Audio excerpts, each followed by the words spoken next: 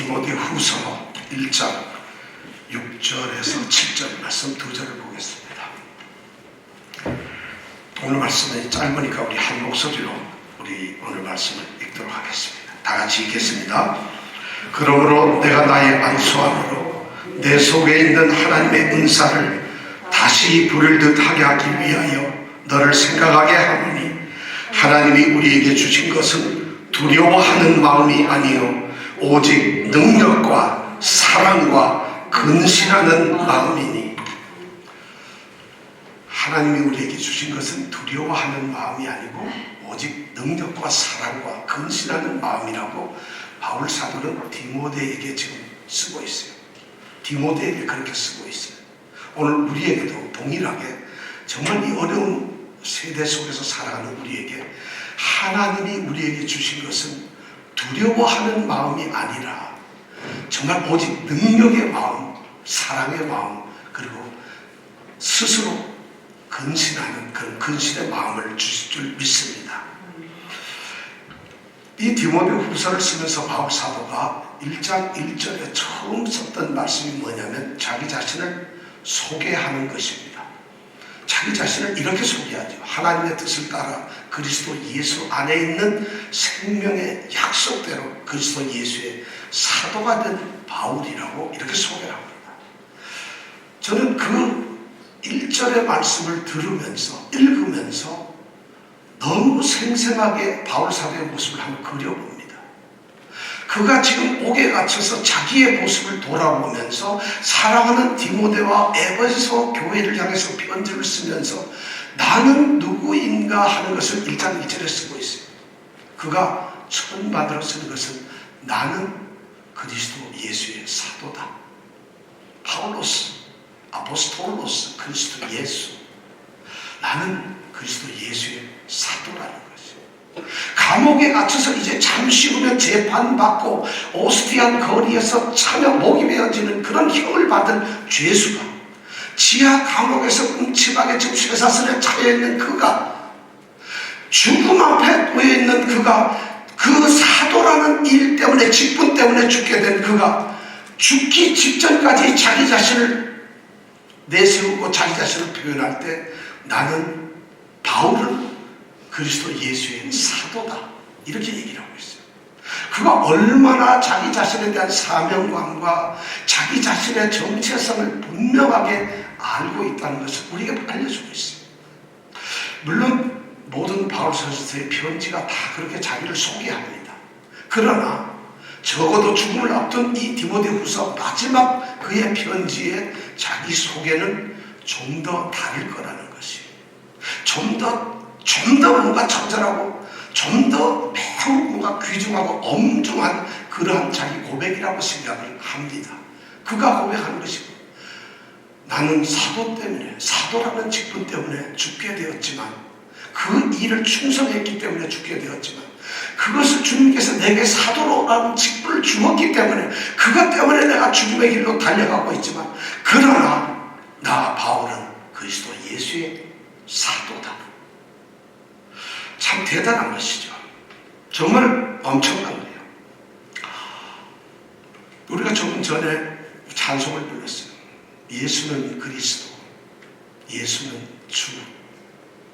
참 좋은 말씀. 예수는 그리스도, 예수는 주님이시다. 예수는 그리스도시다. 예수는 주님이시다. 예수는 나의 그리스도시다. 예수는 나의 주님이시다. 여러분들에게 묻고 싶어요. 여러분, 예수님이 여러분들의 그리스도십니까? 예수님은 여러분들의 주님이십니까? 이렇게 제가 질문을 드리면 여러분들, 그럼요. 저는 이 질문 앞에 정말 담대하게 자기 자신을, 우리 주님을, 그리스도를 고백할 수 있는 사람이 정말 성도들 중에 얼마나 많을까? 그들이 얼마나 이 진실한 고백 앞에 자신을 내려놓을 수 있을까? 저는 참 좀 두렵습니다. 예수는 나의 그리스도다. 예수가 누구신지는 알아요. 예수가 그분이 그리스도라고 그래요. 그리스도가 누굴까요? 그리스도가 뭘까요? 여러분, 예수가 그리스도라면, 나의 그리스도라면 그리스도가 어떤 분인지 알아야 될 거 아니에요. 그리스도가 어떤 분이에요? 어떤 분이실까요? 그런데 뭘 모르면서 예수는 나의 그리스도예요. 정말 참 힘든 거죠. 오늘 우리 소요리 문답 읽은 거 한번 펴보세요. 거기 보면 23번 문항서부터 26번 문항에 대해서 우리는 다시 한번 읽어봅니다. 그리스도께서 우리의 구속자로 무슨 직분을 행하셨는가? 그리스도께서, 예수님께서는 우리의 구속자, 구원자로서 세 가지 직분을 하셨어요. 선지자 직분, 제사장 직분, 왕의 직분을 행하셨다. 그렇게 되어 있어요. 자, 그렇다면 선지자 직분은 도대체 주님께서 그리스도께서 어떻게 하셨을까요? 그분이 선지자라는 말은 무슨 말이냐면 우리를 구원하시고자 하는 하나님 그 뜻을 따라서 하나님의 말씀과 성령으로 우리에게 자신을 나타내시는 거예요. 내가 구속자라는 것을, 하나님이 너희를 구원하려고 하는 그것에 대한 말씀을, 성령의 가르침을 우리에게 끊임없이 가르쳐주고 그것을 알려주시는 분이 바로 그리스도라는 거예요. 여러분, 그렇다면 하나님의 말씀을 너무 잘 알아야죠. 말씀에 우리가 정말 충실해야 되고 말씀을 복종해야죠. 자, 그것이 선지자, 우리를 깨닫게 하시는 분이에요. 우리의 구원에 대해서, 우리의 구원자라는 것을 깨닫게 하시는 분이 바로 선지자예요. 두 번째 25에 보면 제사장 직분을 한다고 되어 있어요. 그리스도께서 제사장 직분을 하는 건 어떻게 하셨느냐? 단번에 자기를 십자가에 달린 제물로 드려가지고 하나님의 온전한 공의를 만족해 했다. 다시 말해서 죄인은 죽는데 죽어야 될 우리 죄인을 위해서 죄를 대신해서 죽으셨다는 거예요. 그래서 우리를 더불어, 하나님으로 더불어 화목해 만드는 제물이 되었다는 거예요. 그분이 제사장으로서. 그리고 지금도 하나님 우편에서 제물된 그분이 우리를 살리신 우리를 위해서 지금 간구하고 계신 그런 제사장의 일을 하시는 거예요. 예수는 바로 나의 그런 그리스도 제사장이라는 거예요. 세 번째, 그분은 왕이세요. 자, 왕인 그분은 뭘까요? 자기에게 복종하게 하십니다. 여러분, 예수에게 복종하시나요? 왕이신데 예수는 나의 그리스도라면 나는 예수께 복종해야 됩니다. 그분이 그리스도니까. 그리고 우리를 다스리시며 보호하시고 자기와 우리의 모든 원수들을, 악한 것들을, 우리를 가로막는 것들을 전부 다 막아서 이기신다는 거죠. 그분이 바로 누구냐? 그리스도라는 거예요. 예수는 나의 그리스도. 예수가 여러분의 그리스도가, 이 길을 정말 이런 고백을 한다면 여러분은 예수님은 나의 그리스도십니다. 이 고백이 참되게 만약 고백된다면 우리는 약하게 살 수가 없어요. 대충 살 수가 없어요. 시시한 그리스도인들이 될 수가 없어요. 천박한 싸구려 그리스도인들이 될 수가 없어요. 아무렇지도 않은 차별 안 되는 그냥 보잘것없는 성도 그리스도인으로서 살아갈 수가 없어요. 예수가 그리스도인데, 그분이 나의 그리스도인데 어떻게 그분과 함께 살면서 우리의 성도로서의 삶이, 구별된 우리의 삶이 그렇게 살아갈 수 있을까요? 예수는 나의 그리스도. 이 고백이 진정한 우리의 고백이 되고 그렇게 되기를 바랍니다. 예수는 나의 주다. 여러분, 그분이 나의 주님이세요. 이 고백 여러분 우리 너무 잘해야 돼요. 주님 감사합니다. 주님. 우리는 주님을 참 많이 불러요. 근데 그렇게 부른다고 해서 우리가 주님 한다고 해서 주님이 우리의 주님이 되는 건 아닙니다.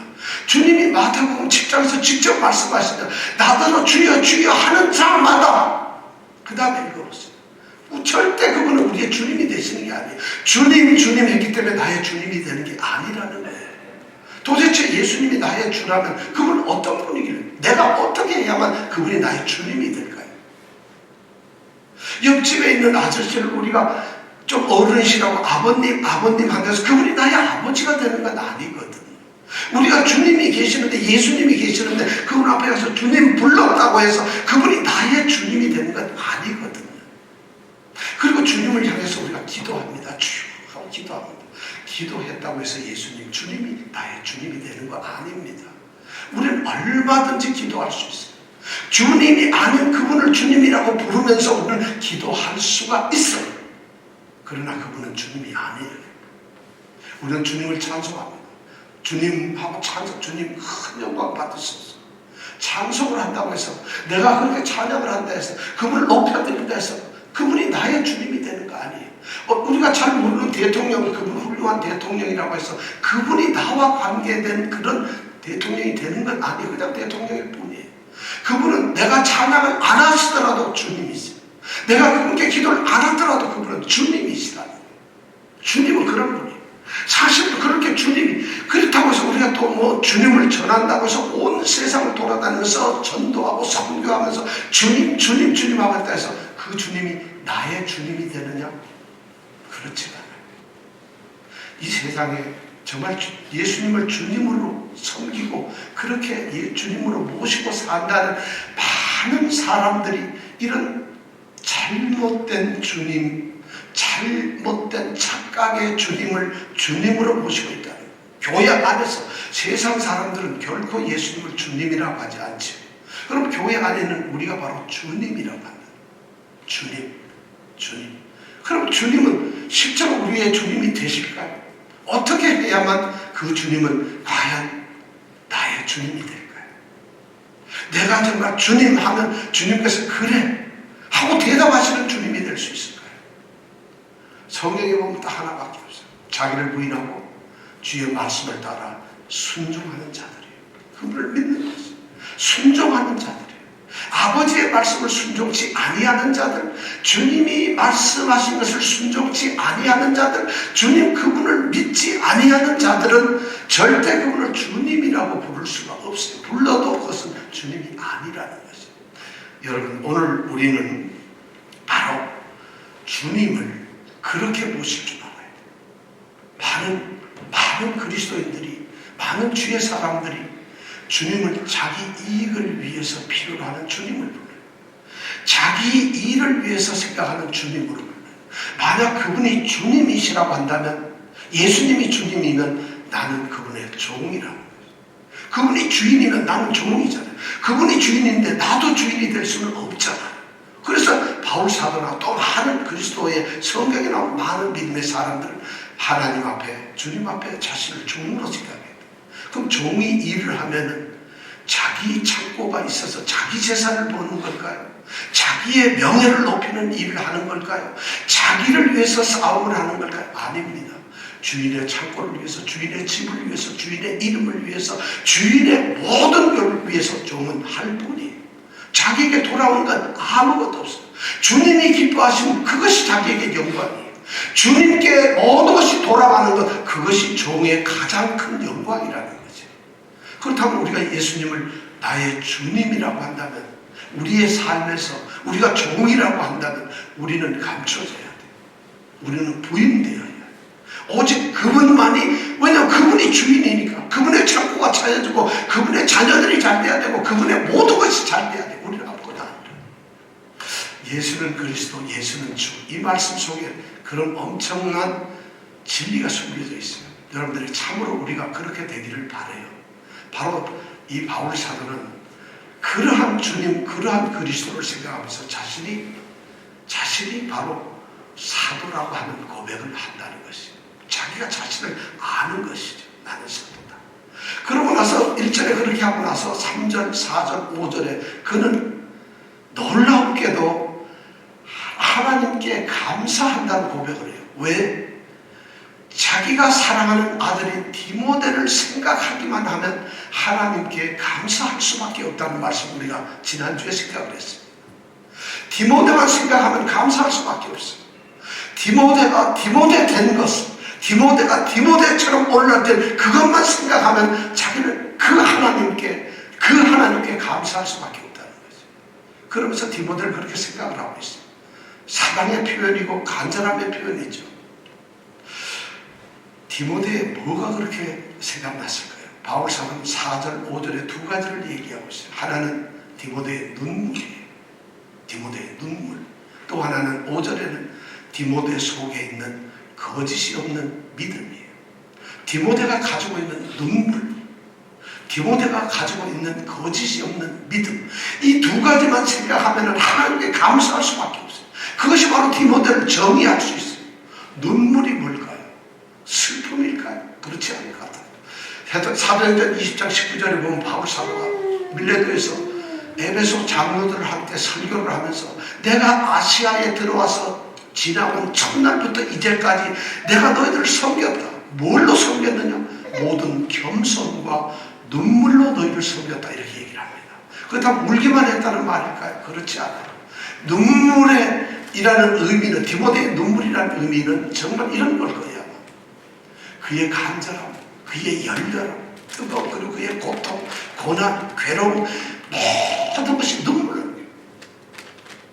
어느 시인이 말해 눈물 젖은 빵을 먹지 않은 사람은 인생을 말하지 말라. 눈물. 디모데에게는 눈물이 있는 사람. 그 눈물의 사역을 합니다. 간절한, 처절한 그런 사역을 합니다. 열정의 사역을 하고 있다는 거죠. 그런 디모데를 생각하면, 그 눈물을 생각하면 하나님께 감사할 수밖에 없어요. 또 하나는 그런 열정의 사역을 하면서 그 자신을 보니까 그 속에 있는 거짓이 없는 믿음을 있다는 거예요. 그 거짓이 없는 믿음을 생각하면 청결한, 순전한, 흠이 없는 그 아주 온전히 주님만을 생각하는 그 믿음을 생각하면 그는 감사하지 않을 수가 없다는 거예요. 그런 이야기를 하고 난 다음에, 그런 고백을, 그런 사랑의 고백을 디모데에게 하고 난 다음에 6절에 오늘 하는 말씀이 이거예요. 그러므로 내가 나의 안수함으로 내 속에 있는 하나님의 은사를 다시 부릴 듯하게 하기 위하여 너로 생각하게 하노니, 이렇게 말하고 있어요. 그런 말을 하고 난 후에 바로 그러므로 바울 사도가 얘기를 하는 거예요. 내가 너를 다시 생각하게 하고 싶다. 다시 생각. 지금까지 나는 너를 위해서 생각하며, 나는 너에게 대한 사랑을, 너를 생각하면서 너의 눈물, 너의 거짓 없는 믿음, 이걸 생각하면서 하나님께 감사했는데, 너도 좀 생각을 하라는 것이. 나만 생각하는 것이 아니라 너도 한번 네 자신을 생각해. 뭐를 생각할까? 내 속에 있는 하나님의 은사를 생각하라는 거죠. 디모데에게 하나님의 은사를 생각하라고 이야기를 합니다. 은사가 뭘까요? 디모데에게는 하나님의 은사가 있어요. 하나님이 주신 특별한 은사가 있어요. 그런데 그 은사가 언제 주어졌느냐? 바울 사도가 오늘 6절에 하는 말씀을 보면 나의 안수함으로, 내가 안수를 해서 내 속에 이 하나님의 은사가 있게 되었다는 것이에요. 나의 안수함. 디모데가 언제 바울에게 안수를 받았을까? 어떻게 안수를 받았을까? 우리는 디모데 전서 4장 14절에 보면은 이 말이 무엇을 말하는지 알 수가 있어요. 디모데 전서 4장 14절에 보면은 바울 사도가 디모데 전서를 똑같이 디모데에게 편지를 쓰면서 이렇게 얘기합니다. 내 속에 있는 은사, 곧 장로의 회에서 안수받을 때 예언으로 말미암아 받은 것을 조심없이 말며, 이렇게 말하고 있어요. 그러니까 디모데가 에베소의 감독으로, 장로로, 목회자로 파송을 받기 전에 이 디모데가 하나님의 이 일꾼으로서 바울 사도와 동역자로 세워질 때에 그는 장로의 회의에서, 장로들의 그 장로회의에서 안수를 받았습니다.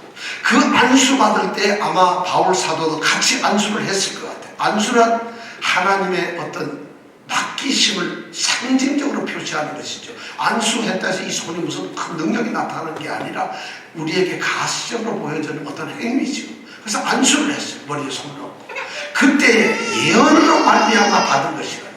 하나님의 말씀으로, 권면으로 그가 받았던 은사가 있다는 것이고, 바로 그것을 다시 생각나게 한다는 것이죠. 생각나게 한다는 것이죠. 그것은 아마 디모데에게 왔던 어떤 직분이었을 거예요. 교회를 섬기는 것, 우리로 말하면 집사, 권사, 장로, 목사, 이런 직분일 거예요. 바울로 말하면 사도라고 하는 직분일 거예요. 그런 직분을 지금 생각을 해보라는 거예요. 안수받을 때 그 순간 장면을 한번 생각해 보라는 거예요. 그리고 자신이 그 해야 할 사역에 대해서, 그리고 자신 속에 그때 일어났던 그 감동에 대해서, 그리고 자신 속에 일어났던 그 소명의식에 대해서, 그리고 자신 속에 일어났던 그 사명감에 대해서, 그리고 자신 속에 그 당시 굳세게 세워졌던 그 믿음에 대해서 생각하게 하고 싶다는 거예요.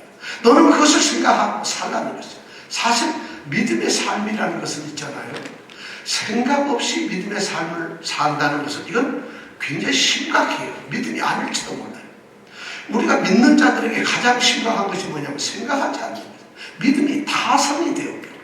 습관이 되어버려요. 아무런 생각 없이 그냥 무슨 로봇이 이렇게 하듯이 주일날 되면 그냥 성경 끼고 한 시간 동안 예배를 드려야 되니까 앉아있고, 자기 신이 정해진 그 위치 자리에 앉아가지고 예배 찬송도 부를 때는 학원을 목이 따보니까 그냥 안 부르고 이렇게 듣고 있다가 기도하고, 설교하면 좀 길고 짧고 하고, 길면 좀 지루하고, 짧으면은 오늘 설교 들은 것 같지 않고, 재미가 없으면 지루하고 답답하고, 뭐 이러다가 한 시간 지나고 나면 예배 끝나고, 그러면 하이 갑니다 하고 끝나면, 그것이 우리의 신앙의 생활의 한 단면이라고 한다면, 생각 없이 그런 관습으로 간다, 관습적으로 신앙생활을 한다면 이건 심각한 문제예요. 그런데 그런 것을 한번 생각을 해보라는 거예요. 자신의 믿음을 늘 생각을 하라는 것이죠. 생각하지 않는 국민은 멸망합니다.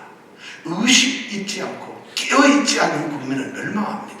깨어있지 않은 성도들은 마귀의 유혹에 집니다. 깨어있으라는 거예요. 생각을 하라는 것이죠. 지금 바울사도가 그 얘기를 하고 있어요. 내가 너로 생각하게 한다는 거죠. 하나님의 은사, 내 속에 있는 하나님의 은사, 내가 안수받을 때 그때 너에게 주어졌던 그 너의 사명감, 너의 그 직분, 이런 것을 생각하는 거예요. 그것을 생각하면서 어떻게 하라고요? 다시 부릴 듯 하게 하기 위해서 생각을 하라는 것이죠. 다시 부릴 듯. 그렇다고 해서 그 믿음이 디모데에게 없는 것이 아니에요. 디모데 속에는 간절한 거짓이 없는 믿음이 있어요. 그에게는 눈물도 있어요. 그에게는 맡겨진 사명, 그것이 있어요. 그리고 하나님이 자신을 부르셨다는 소명의식도 있습니다. 그에게는 그런 것이 다 있지만, 그것이 마치 그것이 중단된 것처럼, 아니면 사그라드는 것처럼, 아니면 마치 모닥불에서 이제 겉으로 보기에는 꺼진 것처럼, 그리고 안에서는 여전히 불이 있는 그런 모습으로 되어 있다는 거죠. 그럴 수가 있다는 거죠. 그것을 다시 불태우라는 거죠. 다시 타오르게 하라는 거죠. 그렇습니다. 이제 바울은 이 로마 감옥에 갇혔다가 있다가 우리가 대략 6년 7년도에요. AD. 그리고 1년째 안 돼서 바울은 참형을 당합니다. 바울은 자기 마지막 달려갈 길을 이미 마치고 관제와 같이 부음이 되었다는 자신의 삶의 모습을 알고 있어요. 그러니까 그는 자신의 사역을 대를 이어서 충성할, 자신의 사역을 이어받을 후계자를 디모데를 생각하고 있는 것이에요. 그런데 그 디모데가 눈물로 거짓이 없는 믿음으로 봉사하고 있지만은 그의 믿음이 다시 불타오르게 하고 싶은 그런 간절함이 있어요. 그러니까 이 디모데에게 너의 믿음을 다시 생각하라는 것이에요. 너의 받은 은사를 다시 생각하라는 것이에요. 그래서 그것이 다시 타오르게 하라는 것이에요. 그래서 네가 이 일을 잘 감당하고 하나님이 너에게 맡겨주신 이 사명의 길로 나아가라는 것입니다. 너무 적절한 말씀이고 오늘 우리에게 들려주는 똑같은 그런 말씀이에요. 하나님께서는 오늘 우리에게도 동등하게 은사를 주셨어요. 하나님은 은사를 주시는 분이에요. 모든 하나님의 사람들에게 은사를 주십니다. 근데 은사를 주시는데 어떤 사람들에게 직분을 주시죠. 어떤 사람들에게 믿음을 주시죠. 우리는 믿음과 직분을 은사로 받았습니다. 우리에게 있습니다. 근데 하나님은 그 은사나 직분을 그냥 주시고 그들이 하기를 바라시는 것이 아니라 그들에게 능력을 함께 주세요. 직분과 사명을 감당할 수 있도록 능력을 주세요. 근데 이렇게 주시는 능력이, 이렇게 직분이 다 똑같지는 않아요. 교회 안에서 또 성도로서 거룩한 공동체에서의 성도들의 직분은 다양합니다. 하나님은 그렇게 주세요. 어떤 분은 찬양을 잘합니다. 어떤 분은 기도를 아주 잘해. 어떤 분은 전기를 잘 만지고, 어떤 분은 이 방송 시스템을 잘 만지고, 어떤 사람들은 사람들에게 권면하고 친절하게 그 사람들과 대화하기를 잘해요. 어떤 사람들은 아무것도 안 하고 가만히 있으면서 없는 것처럼 있는 거, 그것도 은사일지도 모르겠어요. 하여튼 많은 다양한 은사가 있어요. 근데 왜 이렇게 은사를 주셨을까? 왜 이렇게 다양하게 은사를 주셨을까? 그 은사가 다양해져 가지고 모든 사람이 완전하지 않아요. 그러나 그 사람들은 교회, 그리스도의 몸인 교회의 지체들이, 그 지체들의 다양한 은사들이 하나씩 하나씩 모여져 가지고 그리스도의 몸을 완전하게 세우는 거죠. 서로의 부족함을 인정하면서, 서로의 부족함을 막아주면서, 그걸 이해해주면서, 그것을 감싸주면서 서로의 은사가 합쳐져서 완전한 그리스도의 몸, 교회를 세우는 것이에요. 그래서 교회가 유익대로 하는, 그렇게 은사를 주셨다는 거예요. 은사는 비난받을 일이 아니에요. 은사는 평가받고 판단받을 일이 아니에요. 비판할 일이 아니에요. 모두에게 은사는 다 존귀한 것이고 하나님께로부터 온 그런 은사를 우리가 받았어요. 놀랍게도 오늘날 교회는 이 은사가 경쟁 수단이 되어버리고 말한다. 교회 안에서 은사를 가지고 경쟁을 합니다. 장로라는 직분을 받은 자들이 경쟁을 합니다. 장로와 목사가 경쟁을 합니다. 장로와 안수 집사들이 경쟁합니다. 이 은사를 받았는데 교회, 그리스도의 몸인 교회를 세우는 것이 아니라 나의 직분을 가지고 나를 세우고 나를 우월하게 하는 경쟁의 수단이 은사가 아니라는 것이. 지금 바울 사도는 이런 것을 다 감안하면서 이야기를 하고 있는 것이. 내게 주신 하나님의 은사를 다시 타오르게 하라는 것이. 다시 타오르게 하라는 것이. 그렇게 말씀을 하면서 7절에 보니까 놀라운 말씀을 우리에게 얘기해 주고 있어요. 7절 말씀에 보니까 은사를 네가 다시 생각해서 타오르게 해야 될 텐데, 첫째 네가 할 게 있다. 하나님이 너에게 어떤 마음을 주셨는지 아느냐? 네게 은사를 주시면서 네가 장로회에서 안수받으면서 은사를 받을 때 하나님이 그 은사를 주시면서 너에게 사명을 주시면서 첫 번째 뭐냐면 두려워하는 마음을 주신 게 아니라는 거지. 사실 바울 사도가 느닷없이 이렇게 편지에다가 디모데에게 하나님이 우리에게 주신 것은 두려워하는 마음이 아니라는 거지. 어쩌면 디모데는 두려워하고 있을지 몰라요. 자신이 수십 년을 따랐던 믿음의 아버지, 믿음의 선생이었던 바울 사도가 이제 감옥에 갇혀 있어요. 그리고 곧 사형 언도를 받고 참수형을 받을 거라, 떠날 거라는 것이죠. 그리고 자신은 지금 바울 곁에 있지도 못하고 에베소에 떨어져 있어요. 그리고 자신은 교회 안에서 보니까 나이가 젊어요. 나이가 젊으니까 자신의 경험도 부족해요. 그런데 교회 안에 나이 드신 분들도 많은데 소위 말해서 믿음의 권위가 떨어져요. 그 권위가 자꾸 도전받아요. 자신은 교회를, 이 에베소 교회를 지키도록 바울 사도의 위임을 받고 그리스도의 위임을 받아서 교회를 세우는 감독자로서 일을 하는데 젊다 보니까 무시당해요. 도대체 카리스마가 나오질 않아요. 그러니까 얼마나 두렵겠어요. 그런 사람들 앞에서 젊은 사람이 일하려니 얼마나 두렵겠어요. 거기다 자기 자신은 몸이 약해. 우리가 잘 알다시피 디모데는 몸이 무척 약해. 그러니까 너무 몸이 약하니까 의기소침해. 뭘 좀 하려도 몸이 불편하고 뭐가 잘 안 돼요. 아파요 너무. 그뿐만 아니라 이 디모데의 성격이 굉장히 소심하고 겁이 많아요. 그러니까 무슨 일을 딱 교회에서 자기가 성경 뭘 하려다 보면 덜컥 겁 먼저 나와요. 두렵고요. 그러니까 이러면 안 되죠. 자꾸 그렇게 두려워하는 마음이 생기는 거예요. 그랬으면 좋겠는데 이 에베소 교회 안에는 거짓 교사들이, 이단들이 지금 너무 많아요. 그래서 그들이 짝을 이루고 막 성도들을 흩어놓고 그러면서 무너지게 하고 그리스도가 교회가 지금 흔들거리는 위기 같은 그런 느낌을 갖다. 얼마나 두려워. 이 젊고 병약하고 그리고 소심한 이 디모데가 아무도 없는 데서 어떻게 이 교회를 섬기겠어요. 그러니까 어쩌면 두려워하고 있을지 몰라요. 정말 두려워할지 몰라요. 근데 바울 사도가 지금 그런 사실을 보고 있어요. 너 두려워하지 마라. 절대 하나님께서 너에게 은사를 주셨을 때 두려워하는 마음을 주신 것이 아니라는 거예요. 두려움이라는 것, 겁이라는 것은 기독교에서 있어서는 안 되는 것이에요. 기독교의 그리스도인에게서는 두려움이 있어서는 안 되는 것이에요. 절대 두려움은 그리스도인과 믿음과 두려움은 공존할 수가 없다는 것이에요. 모세가 죽게 되었을 때 여호수아를 후계자로 세운대요. 이 여호수아가 후계자가 되니까 젊은 나이에 위대한 스승인 그 지도자인 모세가 죽게 되고 혼자 남으니까 얼마나 두렵겠어요. 100만이 넘는 그 사람들을 가나안 땅으로 데리고 들어가야 되는데 자신의 경험이나 능력은 안 될 것 같아요.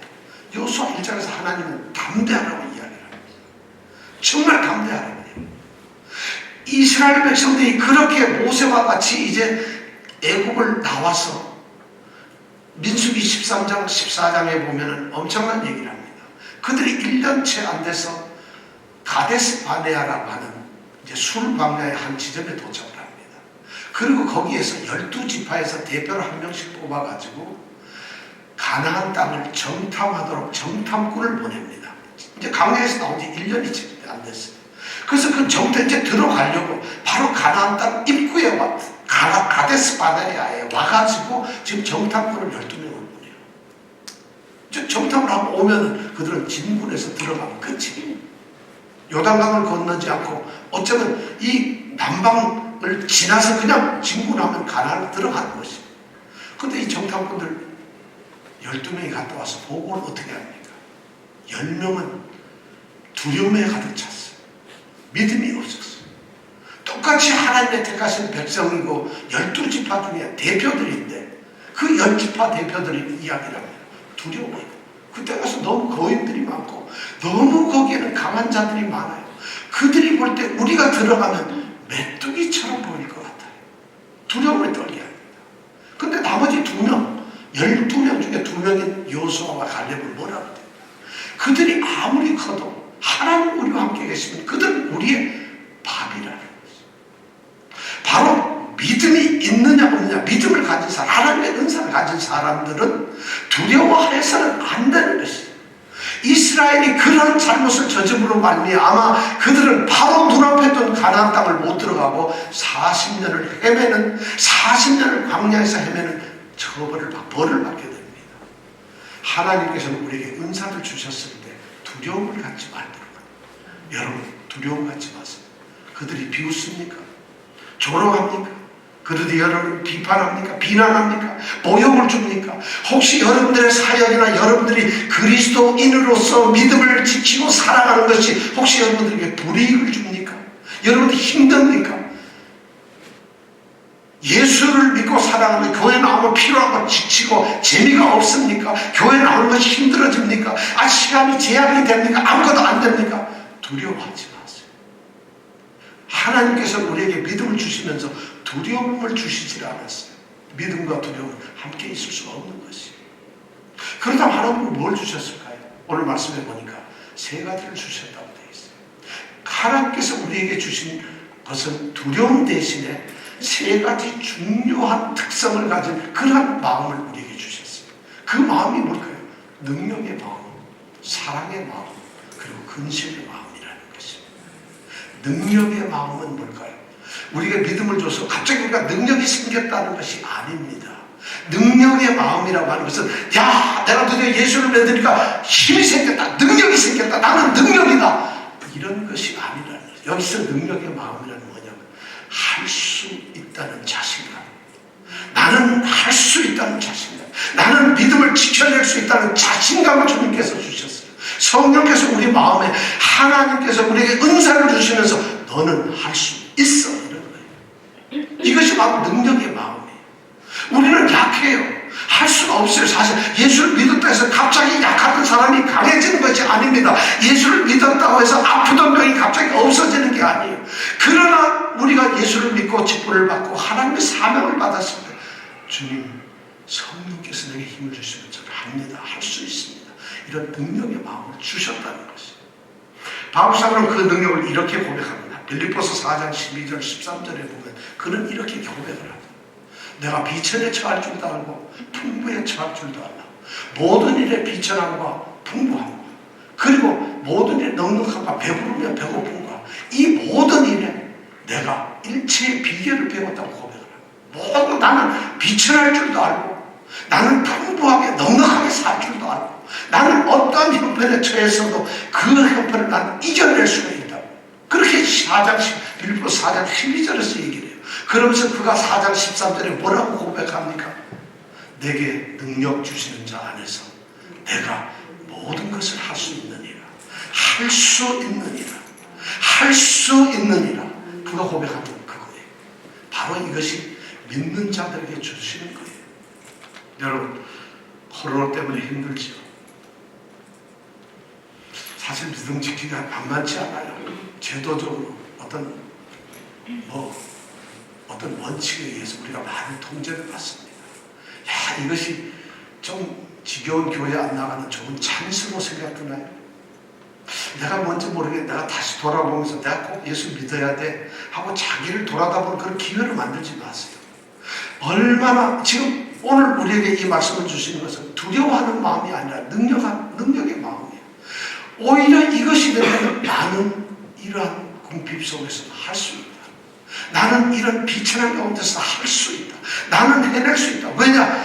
주님께서 내게 믿음을 주시고 직분을 주실 때 그때 내게 주셨던 것이 바로 이 능력의 마음이라는 것을 알 때예요. 그것을 생각하고 눈을 뜨라는 것이. 게으르지 마세요. 핑계대지 마세요. 아무런 두려움을 가지고 가질 필요가 없어요. 오히려 제가 보기에는 이 시련이 누구에게나 다 주어진 시련이 어느 사람도 예외가 없어요. 그렇다면 하나님은 이 시련을 통해서 우리를 테스트하고 있어요. 우리를 시험하고 있어요. 여러분들의 그 믿음의 하나님의 은사를 여러분들이 어떻게 생각하느냐, 그걸 생각하고 있어요. 여러분 어떻게 판단받으시겠어요? 능력의 마음뿐만 아니라 사랑의 마음을 주셨어요.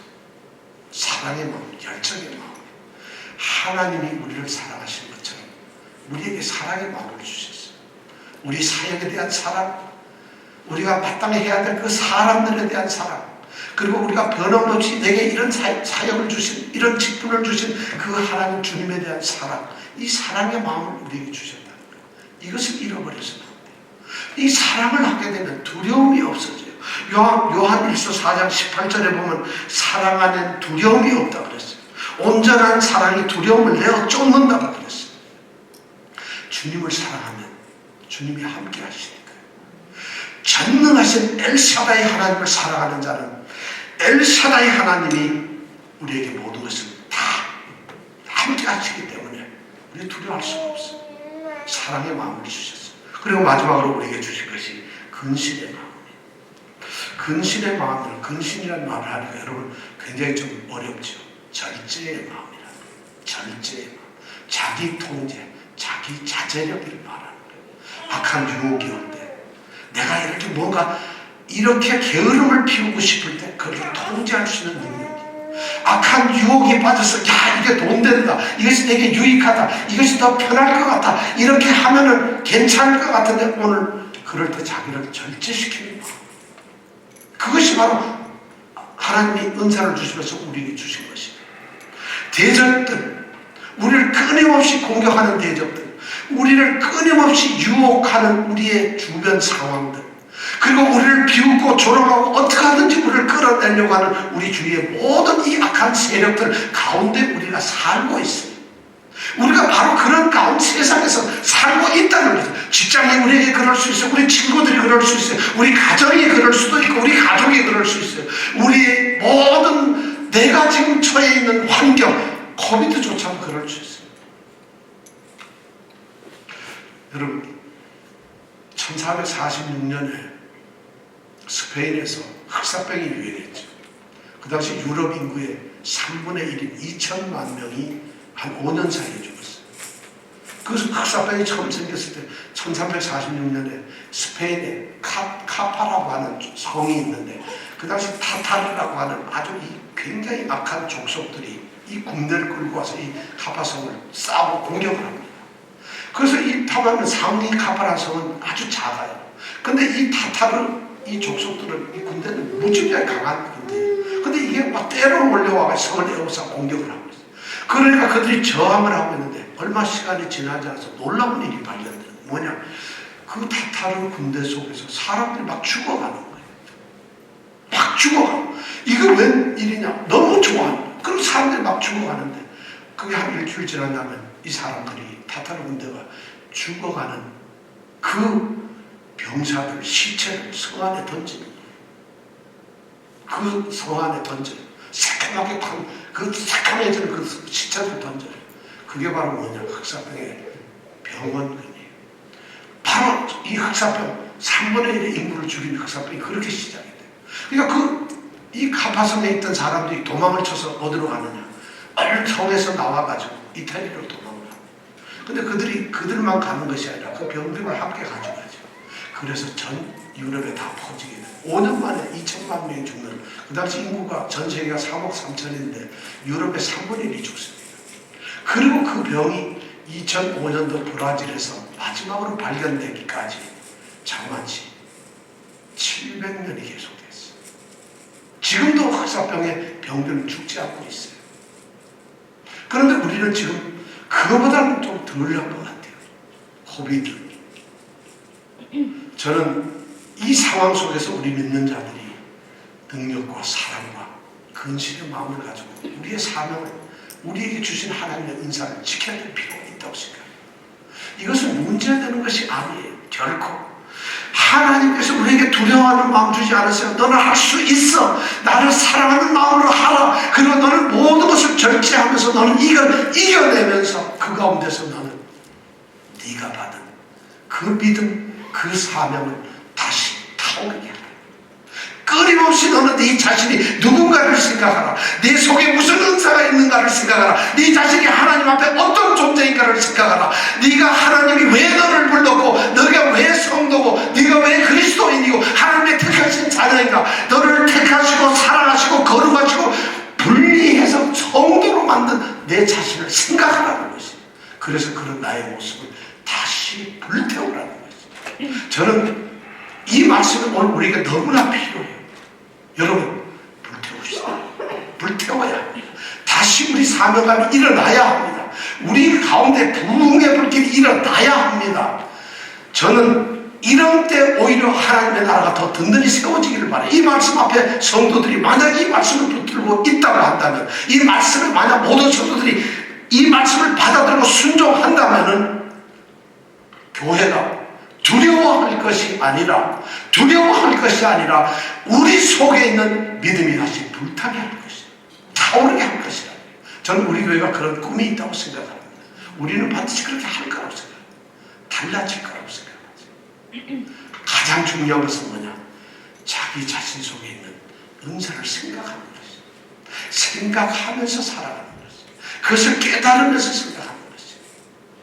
그래서 바울 사도는 오늘 에베소서 1장 17절에서 19절 말씀에 그는 이렇게 기도를 합니다. 여러분 한번 에베소서 1장 17절에서 19절, 바울이 에베소 교회를, 이 에베소 교회는 바로 디모데가 지금 목회하고 있는 교회예요. 이 에베소 교회에 그가 편지를 쓰면서 1장 17절에서 19절에 이런 기도를 하고 있다는 거예요. 우리 다 같이 한번 읽어볼까요? 시작. 우리 주 예수 그리스도의 하나님 영광의 아버지께서 지혜와 계시의 정신을 주사 하나님을 알게 하시고 너희 마음 눈을 밝히사 그의 부르심의 소망이 무엇이며 성도 안에서 그 기업의 영광의 풍성이 무엇이며 그의 힘의 강력으로 역사하심을 따라 믿는 우리에게 베푸신 능력의 지극히 크심이 어떤 것을 너희로 알게 하시기를 구하노라. 여러분, 이 기도가 지금 바울 사도가 하고 있는 기도가 뭘까요? 이거예요. 너희에게 지혜와 하나님 우리 주 예수 그리스도의 하나님 아버지께서 너희에게 지혜와 계시의 정신을 주사. 지혜와 계시의 정신은 뭐예요? 성령이에요. 지혜의 영, 계시의 영, 성령입니다.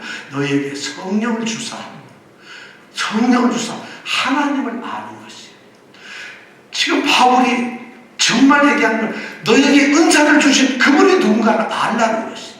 우리가 그것을 알아야만 됩니다. 그래야 우리 속에 있는 은사가 불일듯 일어나죠. 왜냐하면 그 은사를 주신 하나님이 어떤 분인가를 알 때 힘이 생기고 능력이 생기는 거예요. 성령의 지혜와 계시 정신을 너희에게 주사 하나님을 알게 하시고 그 다음에 너희 마음 눈을 밝히사 우리의 영의 눈이 밝아져서 그의 부르심의 소망, 왜 하나님이 나를 부르셨는가, 나에게 부르신 그 부르심의 하나님의 간절한 소망, 목적이 무엇인가를 알아야 된다. 그리고 그 부름을 받은 성도인 내 안에서 그 기업이, 성도가 가질 수 있는 그 기업의 영광의 풍성, 성도에게 주어지는 최후의 마지막 최고의 축복이 무엇인가, 그것이 얼마나 풍성한 것을 알아야 된다는 것입니다. 그뿐만 아니라 믿고 있는 내 가운데서 그 힘의 강력으로 역사하심을 따라 믿는 내에게 그 힘의 능력, 하나님의 능력의 그 힘의 크심이 얼마나 큰 위대한 힘이 나와 함께 역사하고 있는가를 알게 하시기를 원한다. 이런 기도를 하고 있다. 오늘 우리에게도 동일한 기도를 바울사도는 하고 있습니다. 여러분, 두려워하지 마십시오. 다시 우리 속에 있는, 우리 속에서 역사를 꿈틀거리고 있는 우리의 사명과 우리의 믿음을 다시 불태워 주십시오.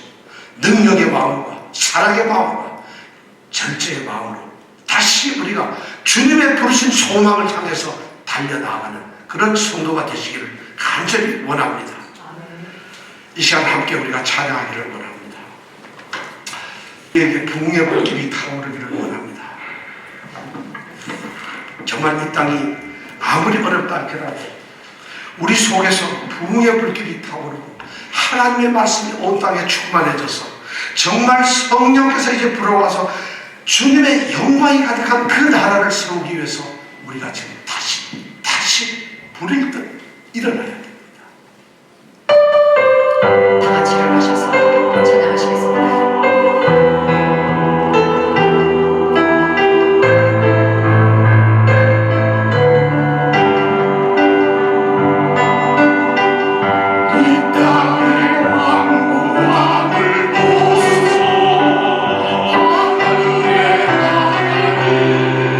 그 눈물을 베푸시는 주여